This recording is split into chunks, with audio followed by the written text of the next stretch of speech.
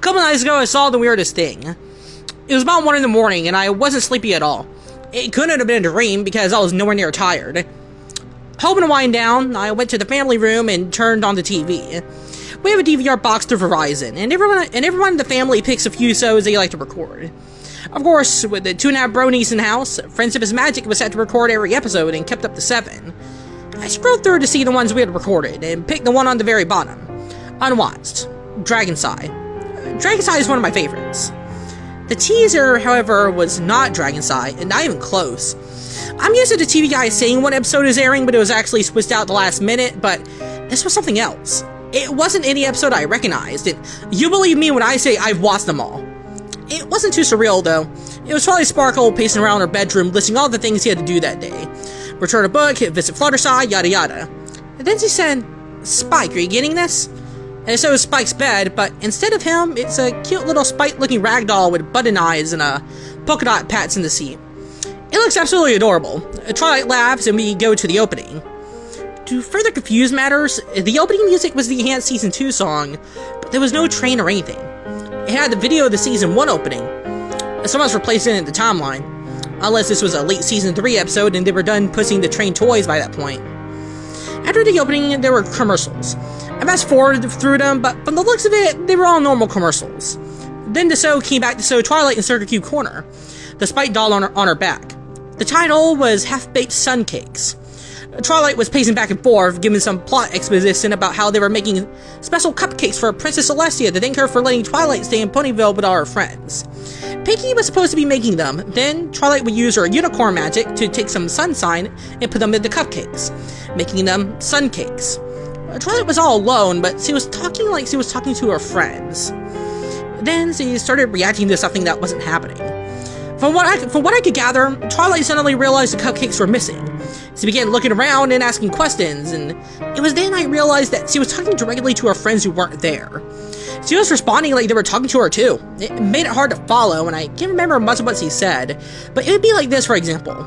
Twilight says, "Fluttershy, where have you been all day?" And normally, Fluttershy would say something like, "No, I've been tending to my animals all day." Then Twilight would say, "Oh, well, give Angel my best then." Except here, she would say, "Fluttershy, where you been all day?" Then pause for 3 beats. Enough time to register a significant pause, but not actually long enough for another pony to say anything meaningful.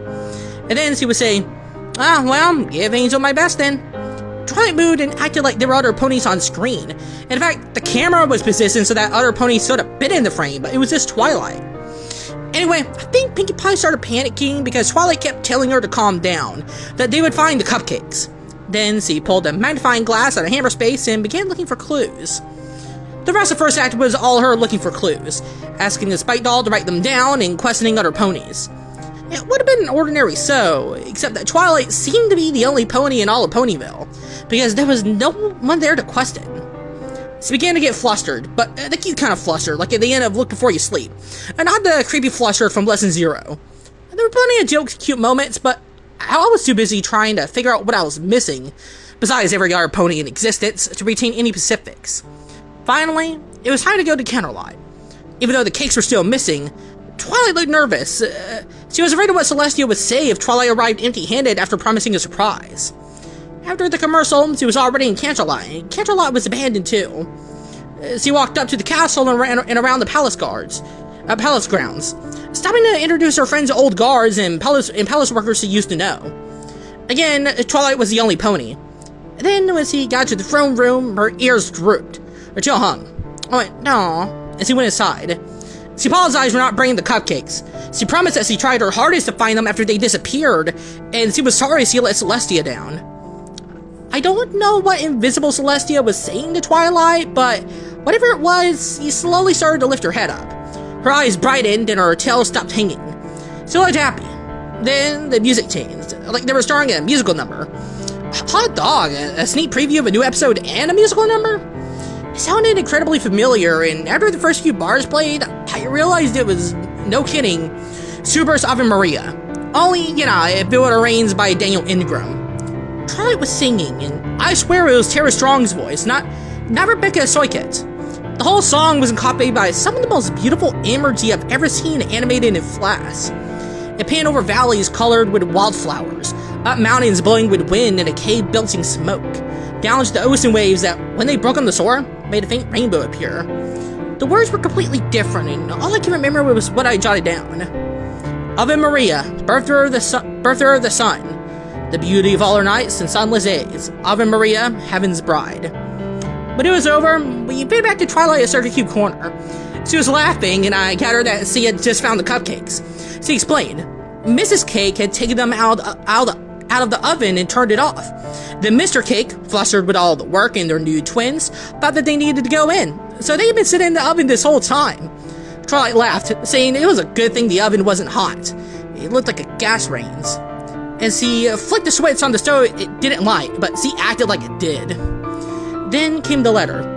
Dear Princess Celestia, something, good friends help you, because when more people help you, everyone's share of the work adds up to less than it would have been alone. And a good friend understands when things don't always go the way you expected. And this struck me as sweet that she was calling Princess Celestia a friend. Did you get all that, Spike? She asked the Spike doll. It sort of flops off her back, and she laughs.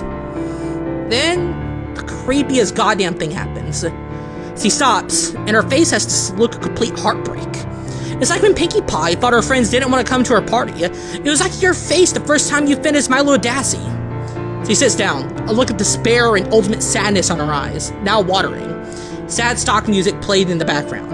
The camera pulls back, showing her sitting in empty Circuit Cube Corner, then face outside, still pulling back to show all of empty Ponyville, into the clouds. Then, My Little Pony. The credits start and start all the crap right on me. There's an ad for Pound Puppies, some commercials, the first minute of family game night, and then the recording is over. I'm so confused and weirded out that I don't even want to think about it. I just flip channels till I find Will and Grace or something. Something that I know is behaving like it's supposed to, and watch that channel until I fall asleep on the couch. The next morning, and when I wake up again, I go to the DVR and try to watch the episode again, only to realize with a sinking stomach that I forgot to mark it save until I delete, and this morning's showing of the Cutie Pox has pushed it off the DVR. It's gone. No worries, right? The Brody community is notorious for catching every single episode and going over them with a fine-tooth comb. I was sure since the episode aired, plenty of people have uploaded to YouTube, discussed it ad nauseum, and have come to a conclusion that makes a lot more sense than what I thought I saw. But I found nothing. Google search for the episode's title turns up nothing relevant. No one's marked it on Wikipedia as being an unconfirmed title of an upcoming episode. No mention in it on Equestria Daily. No screen grabs on My Little Brony. And no spinoff or over-analysis fanfic on femfiction.net. No conversation about every little detail on any forum ever. It's like no one else saw the episode. All I have are the Ave Maria notes. Someone has to know what I'm talking about, though. Has any pony seen this episode? Somebody hasn't seen the episode. Does it sound familiar to anyone? Seriously, I'm getting weirded out over here. Why was Twilight the last pony in Equestria?